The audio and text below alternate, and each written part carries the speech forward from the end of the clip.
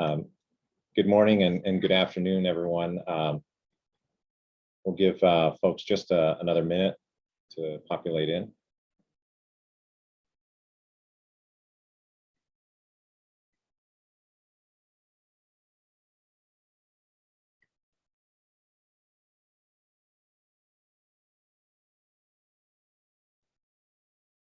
It's 12 o'clock in the East.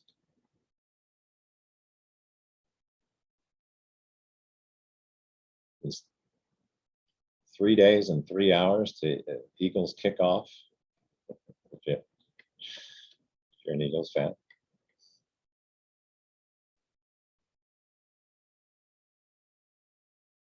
All right. All right, we are going to get going. Again, my name is Jeff Tucker, CEO of Tucker Company Worldwide. We're the oldest privately held freight brokerage in the U.S.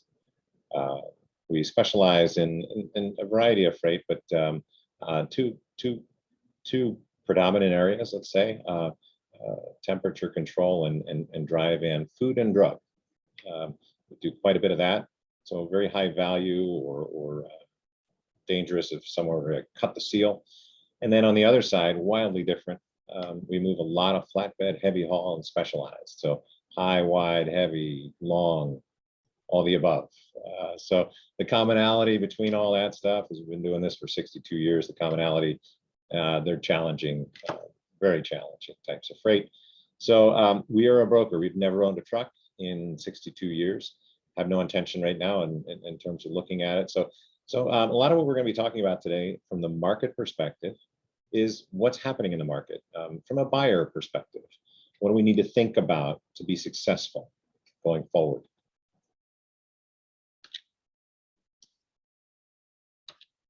So there's a lot of talk about the new normal. You know, the peak from 2022 and 2021 has kind of come down, right? People are saying, hey, we're normal. I challenge that notion that we're normal. The new normal to me is, and again, being in the business now for myself for 31 years, is the new normal is we're on a roller coaster. And it's a roller coaster that has cycles that last a couple of years maybe. So we had 3 of the highest peak capacity episodes, right? The shortages of capacity.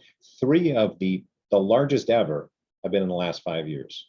So how you ride this new normal, this roller coaster, is going to really determine your company's success, no matter what business you're in. This is a complicated slide, so I'm going to break it down. You know, I just said the largest 3 demand cycles have been in the last 3 years, and really the largest peak to troughs in the last 3 years, in the last 5 years.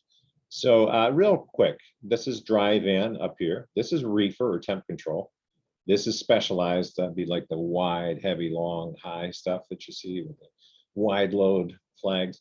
And this is flatbed, your traditional flatbed. So what this shows, very, very briefly, we're not going to get into, I don't want to put people to sleep here, but what this shows, this blue line was last year.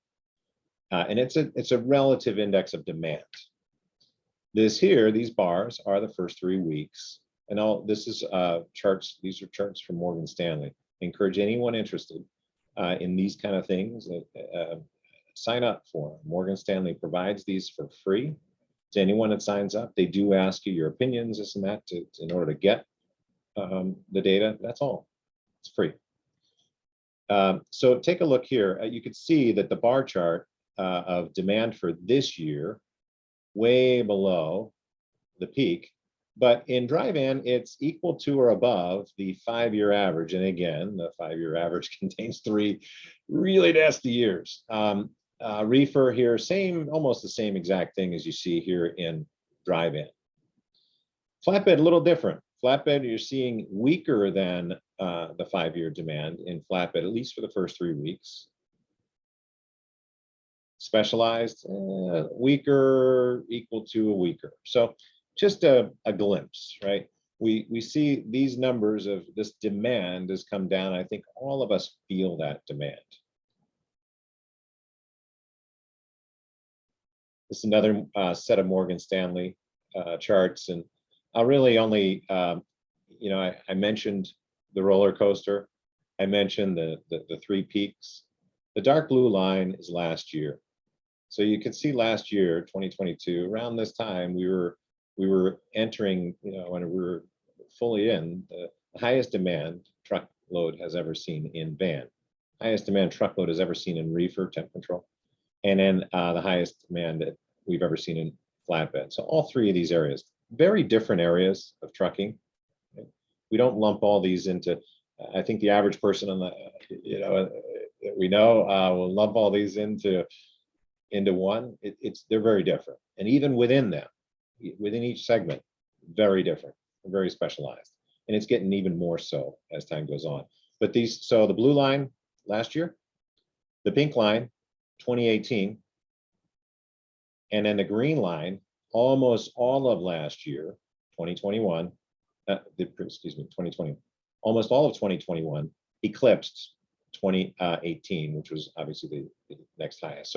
So again, you can see these are big swings, and they're not even hitting, in some cases, not even hitting in the time that is quote unquote peak season. So again, the new normal, why I bring all this to bear is the new normal is quick cycles, really big swings. And unless we change our buying behavior, it's going to get worse, because I think that my experience is our buying behavior as a nation of shippers and brokers, our buying behavior has driven this and made these peaks even worse. So very quick, this is DAT data. So switching gears, DAT is another vendor of ours. This is an indication of demand for van around the country. So van, dry van. When you see blue, it's very light demand. Where you see red, tight demand, okay? So again, I just want to illustrate, this is a great, moving through the next two slides, illustrates really how diverse and how very specialized trucking is. It's not just trucking, right? It's segments within trucking. So here's van. That's temp control, right? Van, temp control. Whole bunch of different hot pockets there, right? Here's flatbed, and boy, look at that. There's a couple areas of flatbed, high demand, right? So again, this is not one homogeneous trucking industry. It's very segmented, and even when you get to each one of these segments, it's even more so. Back to Morgan Stanley. I love this. This is very subjective, but it's thoughts that people share who fill out their survey. So it's a way of gaining sort of, I don't know, you could say it's consensus or not, but it's what are folks feeling. So this is from the carrier perspective. How do you imagine this year is right now and is going? Even though demand may have normalized a bit, qualified drivers and equipment remains scarce. Trailers in particular are still incredibly hard to come by. Ukraine conflict causing problems with disc brake and supply chain, right? So most of us know supply chain is still pretty messed up, right? We all know that inflation is high, near 40-year highs. It's coming down a bit. Good news just released today about the economy, the health of the economy. But costs are up in virtually every aspect of trucking. Pay went up over the last couple of years. So here's from a shipper perspective. I think we're at the bottom in terms of pricing. Rate requests have slowed to a trickle. Fewer cold calls than a few weeks ago. Contract rates didn't come down as much as I'd hoped, but so I will not have as much room as I'd like to pay. Any increases as capacity tightens over the next 2 months. Again, subjective. This last one, a little hard to read, red with black, but I'll try to do my best. Initial feedback from large shippers is from brokers. From large shipper RFPs indicate both assets and brokerage providers are willing to risk unsustainable, unserviceable margins to simply gain opportunity. This has always been the case, but it seems to be a noticeably higher degree this year. So this is this comment and this practice that we have of, hey, when things begin to soften, And I would say that, I wouldn't say it's wiped out, but the spot market is virtually wiped out. I think we saw load tender rejections in around a 4 or 5%. That's pretty low. That's near historical, lows. So the first provider, your primary provider, your tier one provider, is coming to the rescue 85, 86, 95, 96% of the time, right? So that really softens that spot market.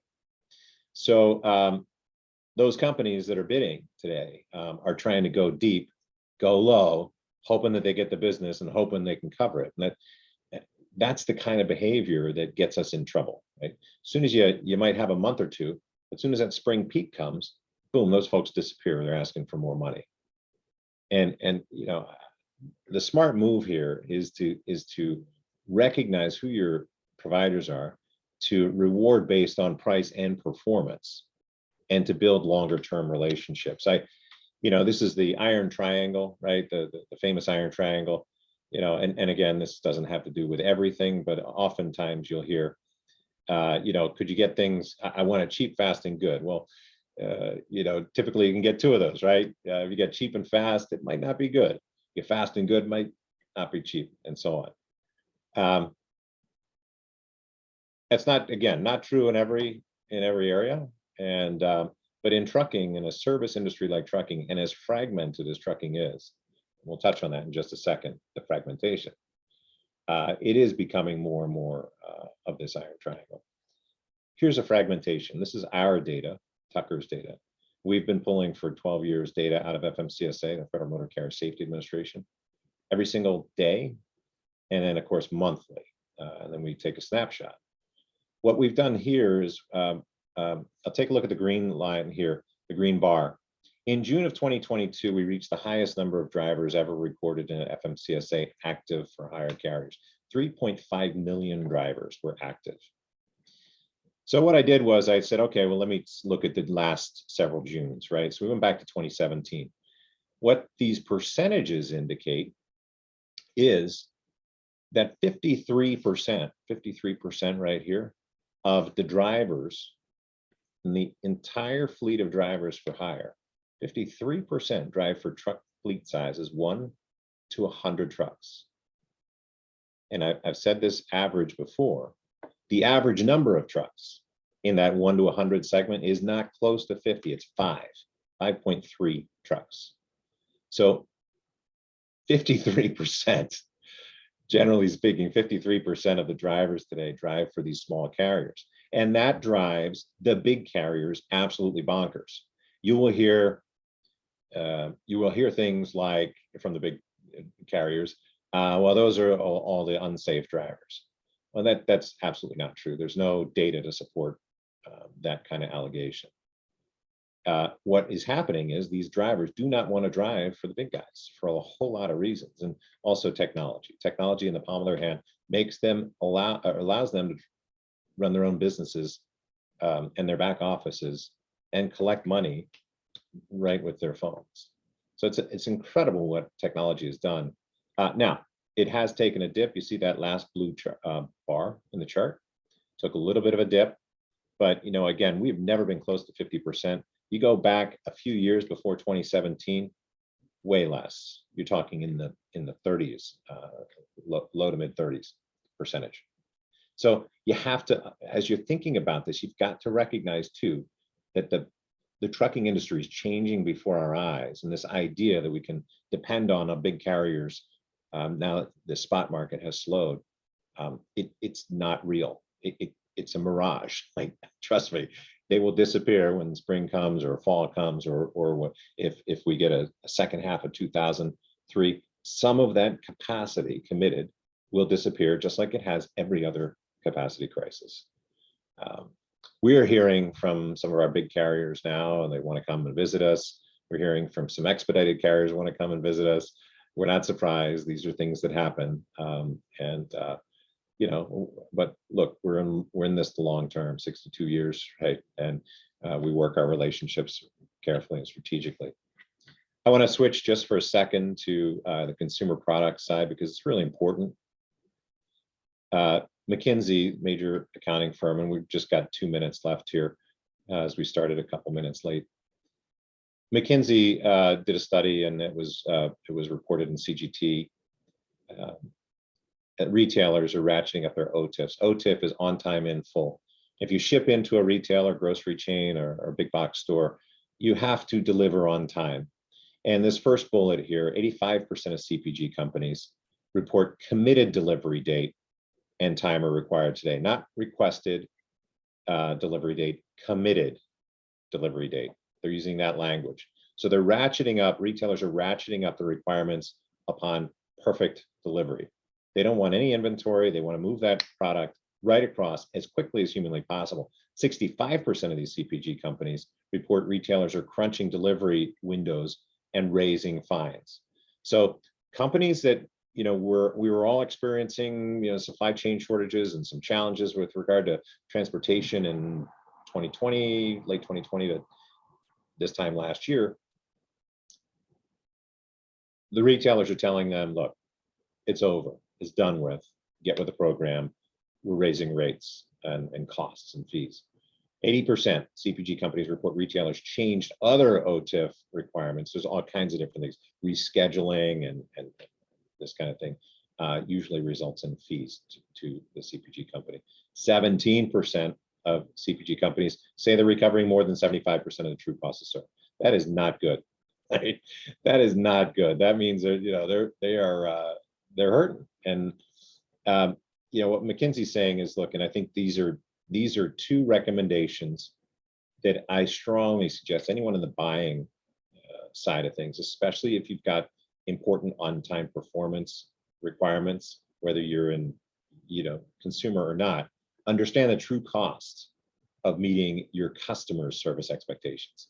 So you go for broke on the rate and then the bid, and then as one of those commentaries pointed out, you're not going to be able to fulfill the need. So you're going to pay hundreds of thousands, if not millions, quarterly in fees. And with the fees getting ratcheted up, it's going to be challenging. So, and then ensure prices reflect the extra costs built in to demands, including complex orders, requirements, and elevated customer service. So, even our company, we deliver into CPG or retailers for CPG customers. We're doing a lot more service, a lot more fingerprinting, a lot more customization, we'll call it, for our customers. So you've got to be thinking about all these things as you price. So in summary, again, those CPG customers, anyone shipping into retailers, big retailers, it's going to be a tough OTIF year based on the data, based on the early indications, and the changes that have been made throughout 2022. You've got to work with your best providers, right? And because if you're not, the other CPG companies who don't want to be paying these OTIF fees and want to drive up their on-time performances to mitigate not having enough orders in full, not having enough quantity of product to deliver on time. That on-time performance really helps those ratios and lowers the fees. But whoever you are, whatever business you're in, this third bullet is most important. Trucking, as I said a couple of times already, is very different. It's very stratified. And if on time is important to you, if not wasting time at pickup or destination, if delivering clean and on time, and undamaged, these things are important. Those carriers, those drivers, those carriers, that type of performance is still desperately needed in the industry. So you can't take it for granted. We certainly don't. And we're seeing, as a buyer, we're seeing how important it is to select our carriers wisely and safely, and put them on the right lanes. So remember, this is a roller coaster, right? And there's analysts I think they're cooling down on how bad a recession might be if we get one, which is great news.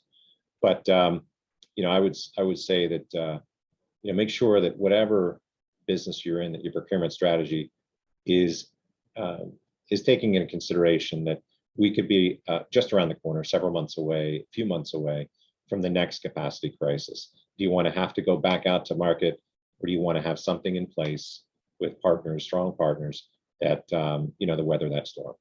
So that is a few minutes over. I apologize for that.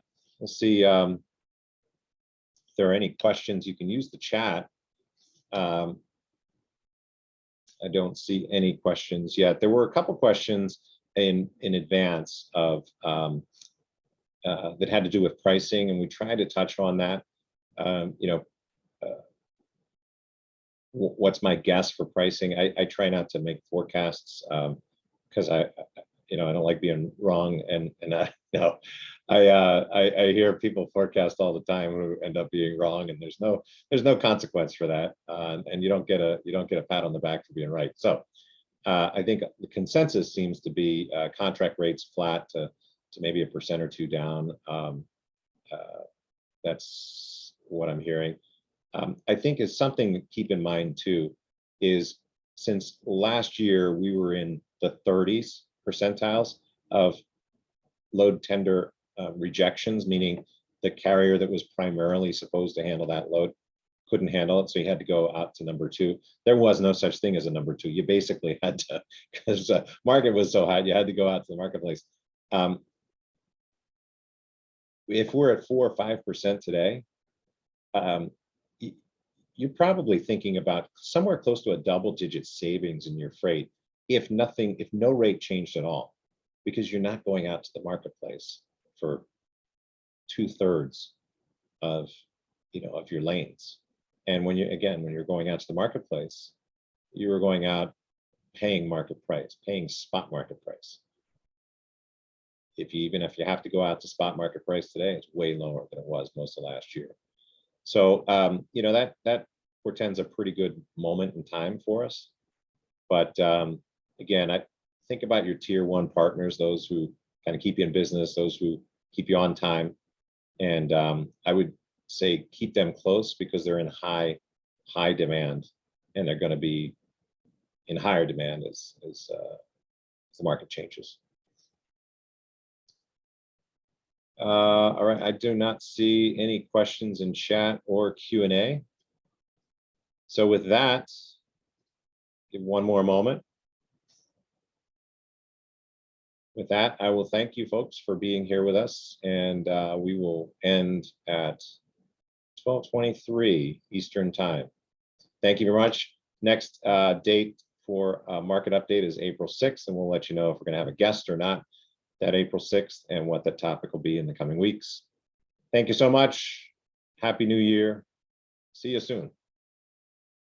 Oh, there's a question. Oh, you're welcome. Thank you. All right. Take care, everyone.